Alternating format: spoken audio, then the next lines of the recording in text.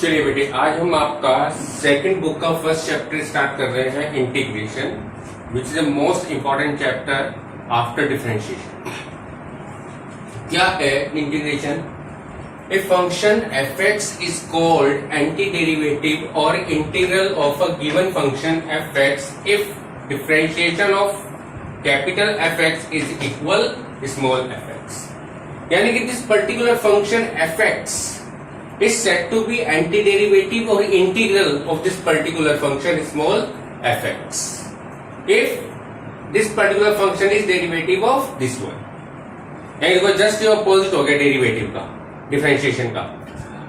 अब इसको रिप्रेजेंट कैसे करते हैं इंटीग्रेशन की फॉर्म में? The antiderivative of f(x) is represented by ये साइन ऑफ इंटीग्रेशन हमने मेंशन किया, f(x) dx is equal capital f(x) plus c। अब वेयर f(x) इज इंटीग्रेंड, जिसको हम इंटीग्रेट कर रहे हैं जिस फंक्शन को, वो क्या कहलाता है? इंटीग्रेंड कहलाता है। x क्या है? यहाँ पर वेरिएबल ऑफ इंटीग्रेशन है, और c जो हमने यहाँ मेंशन किया है, ये क्या है? Constant of integration. ये हर क्वेश्चन में लगेगा, c है कांस्टेंट ऑफ इंटीग्रेशन। अब कुछ फॉर्मूले हैं जिनके बेसिस पर हम ये इस टॉपिक के क्वेश्चंस करेंगे, जैसे कि डिफरेंशिएशन में हमारे कुछ बेसिक फॉर्मूले थे, वही हमारे पास इंटीग्रेशन में भी है। जैसे x to the power n dx, formula is x to the power n plus 1 upon n plus 1 plus c। देखो डिफरेंशिएशन में क्या होता था? पावर रिड्यूस होती थी, और यहाँ पावर क्या हो रही है? इंक्रीज हो रही है। मेरे पास है x to the power n, और यहाँ पावर इंक्रीज होगी x to the power n plus 1 upon, और वो जो टर्म ऊपर जो बनी वो अपॉन में चलेगी n प्लस 1 प्लस c। ऐसे ही किसी भी कांस्टेंट को आप इंटीग्रेट करेंगे, मान लो आपने a को इंटीग्रेट किया तो इसका इंटीग्रेशन होगा ax plus c। e to the power mx को इंटीग्रेट किया तो जैसे e की पावर x का डिफरेंशिएशन e की पावर x ही होता है, वैसे e की पावर mx का इंटीग्रेशन e की पावर mx, लेकिन अपॉन में x का कोफिशिएंट चला जाएगा। तो e to the power mx dx क्या बना? e to the power mx upon m plus c। a to the power x dx, तो a to the power x upon log ea plus c। इसके बाद 1 upon x dx, क्या function हो गया? log x plus c। आप जानते हैं log x का डिफरेंशिएशन 1 अपॉन x होता है, तो 1 अपॉन x का इंटीग्रेशन क्या हो गया? log x plus c। लेकिन मॉड यूज होगा क्योंकि log हमेशा पॉजिटिव वैल्यू के लिए डिफाइंड होता है। नेक्स्ट, ट्रिग्नोमेट्रिक फंक्शन के हमारे कुछ फॉर्मूले हैं। Integration of sine x is equal minus cos x plus c। Integration of cos x is equal sine x plus c। Integration of sec square x is equal tan x plus c। Integration of cosec square x dx is equal minus cot x plus c। Similarly integration of sec x tan x dx is equal sec x plus c, और cosec x cot x का integration minus cosec x plus c। देखिए sec x का differentiation क्या होता है? sec x tan x, तो इसका integration क्या होगा? sec x। cot का differentiation cosec square x minus sine के साथ, तो cosec स्क्वायर का इंटीग्रेशन माइनस cot। tan का डिफरेंशिएशन sec स्क्वायर x, तो sec स्क्वायर x का इंटीग्रेशन tan x। तो देखो जस्ट ऑपोजिट हो रहा है काम। जो टर्म डिफरेंशिएशन में किसी फंक्शन का डेरिवेटिव हुआ करती थी, वही टर्म यहाँ पर क्या है? उस टर्म का जिस टर्म का वो डिफरेंशिएशन हुआ करती थी, वो रिजल्ट में क्या बन के आ रही है? इंटीग्रेशन में बनकर आ रही है। तो यह है बेटा इंटीग्रेशन का बेसिक पोर्शन। अब इस पर हम कुछ क्वेश्चंस करेंगे।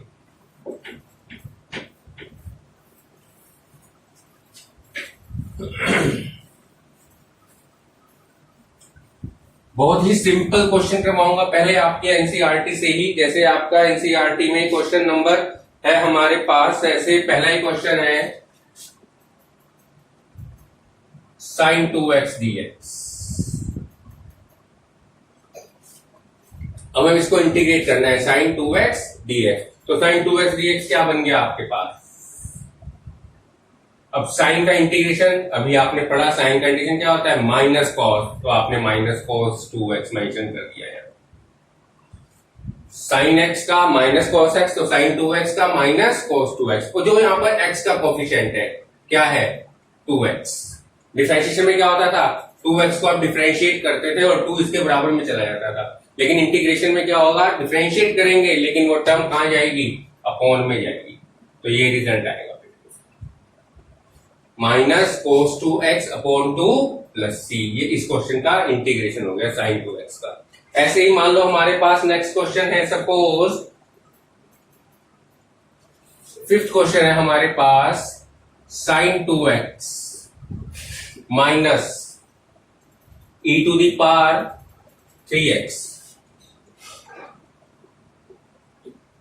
अब आपने इसको इंटीग्रेट करना है, तो क्या करेंगे आप, पहले इसको अलग अलग करो, साइन 2x dx माइनस 4 बाहर ले लिया, e to the power 3x dx।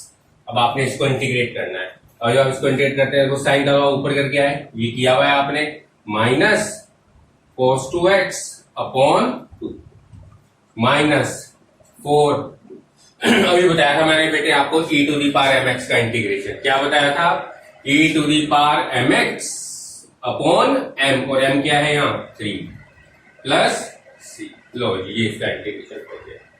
e to the power 3x का इंटीग्रेशन क्या होगा, e to the power 3x, फिर 3x को डिफरेंशिएट करेंगे वो अपॉन में चला जाएगा, जबकि डिफरेंशिएशन में क्या होता था, e to the power 3x into 3, तो वो 3 यहां पर अपॉन में है इंटीग्रेशन के केस में।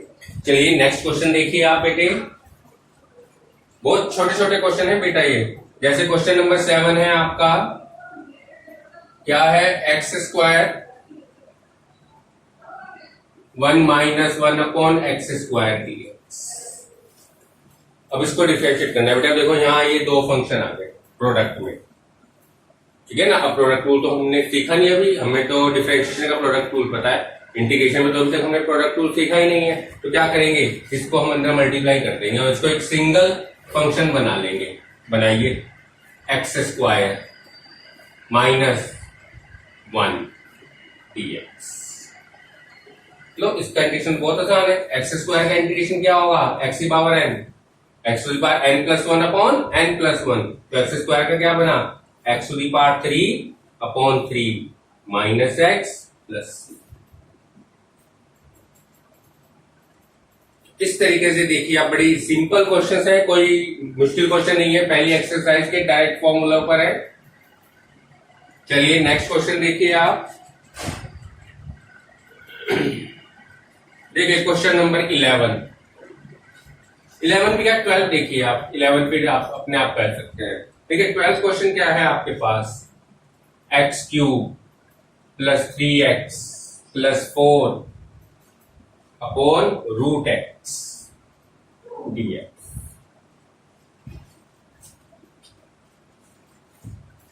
अब देखिए इस क्वेश्चन में क्या है, इस क्वेश्चन में हमें देखो यहां डिवीजन आ गया।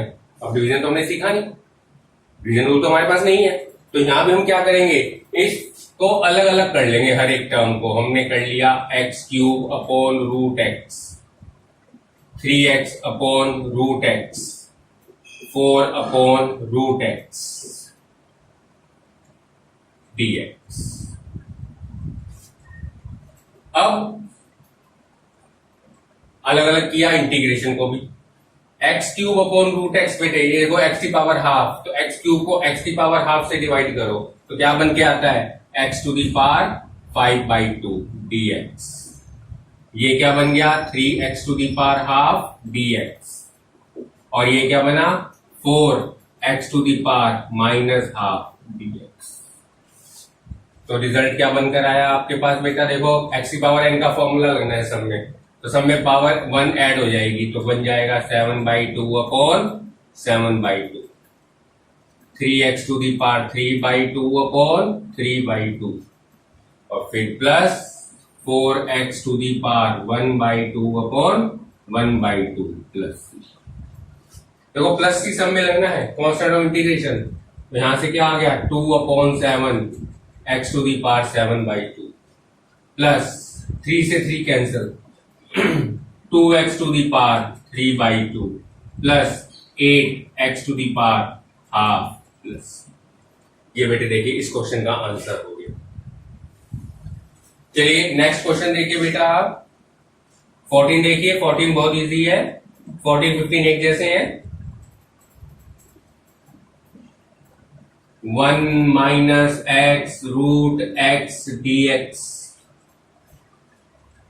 देखो प्रोडक्ट वाला केस आ गया, देखो बेटे जैसे यहां किया था, तो यहां भी प्रोडक्ट करेंगे। देखो बेटे ये है x की पावर हाफ, तो ये क्या बन जाएगा x to the power half minus x to the power 3/2 dx। अब आपने इंटीग्रेट करना है, इंटीग्रेट कर लो। क्या बन जाएगा x to the power 3/2 upon 3/2 x to the power 5/2 upon 5/2 plus c। बस को रीअरेंज कर लीजिएगा तो आपका रिजल्ट आपके सामने 2/3 x to the power 3/2 2/5 x to the power 5/2 plus. तो इस तरीके से आप डायरेक्ट फॉर्मूलों का यूज करके आप इंटीग्रेशन फाइंड आउट कर सकते हैं, स्पेशली फर्स्ट एक्सरसाइज के क्वेश्चंस में। अगर आपने स्क्रीनशॉट लेना चाहे तो ले सकते हैं आप इसका।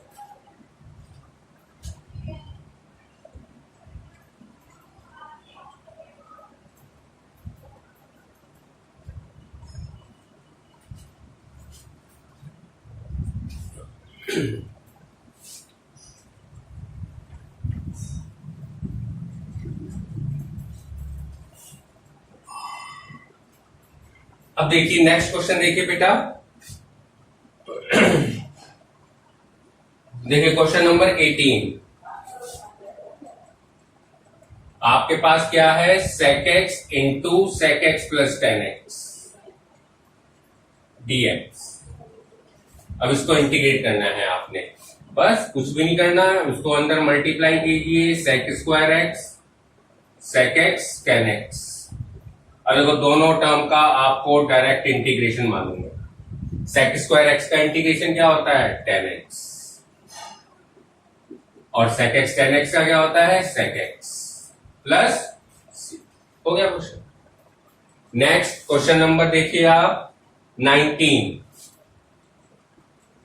क्या है हमारे पास sec square x upon cosec square x dx। क्या करेंगे बेटा आप देखो यहां sec स्क्वायर x में sec स्क्वायर x को आप क्या लिख सकते हो 1 upon cos square x। cosec square x को आप लिख सकते हो 1 upon sin square x dx।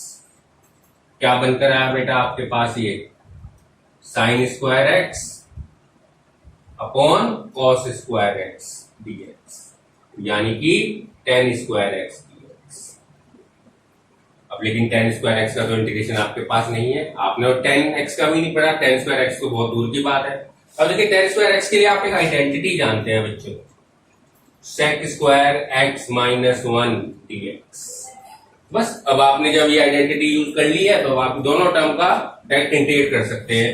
sec square x का इंटीग्रेशन हो जाएगा tan x, 1 का इंटीग्रेशन x प्लस c। ये बेटे इस क्वेश्चन ये इस तरह से ये क्वेश्चन कंप्लीट होगा।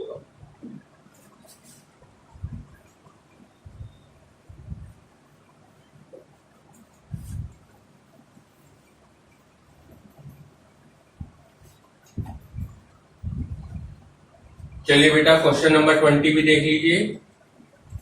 2 minus 3 sine x upon cos square x dx। क्या करो अलग अलग कर लो इसको। 2 upon cos square x minus 3 sine x upon cos square x dx। क्या करेंगे आप देखो ये क्या बन गया 2 sec स्क्वायर x माइनस ये क्या बना 3 साइन अपॉन कॉस बन गया tan x, और एक कॉस रह गया वो बना गया sec x। अब देखिए दोनों टर्म का आप इंटीग्रेशन डायरेक्ट कर सकते हैं। sec स्क्वायर x का integration tan x, sec x tan x का इंटीग्रेशन sec x प्लस। तो ये है बेटे आपकी फर्स्ट एक्सरसाइज जो बेसिक्स में बिल्कुल आपके क्या कहते हैं जो आपने बेसिक सीखे हैं इंटीग्रेशन के जो फॉर्मूले हैं उन पर है डायरेक्ट बिल्कुल। हमें कुछ भी एक्स्ट्रा वर्क नहीं करना है, सिर्फ फॉर्मेशन बनानी है, फॉर्मेशन बनाकर डायरेक्ट इंटीग्रेट कर देना है with the help of given formula. ठीक है, तो आप ये होमवर्क में कर लीजिएगा। एक्सरसाइज है आपकी 7.1, आपकी सेकंड बुक की first exercise integration. Thank you बेटा।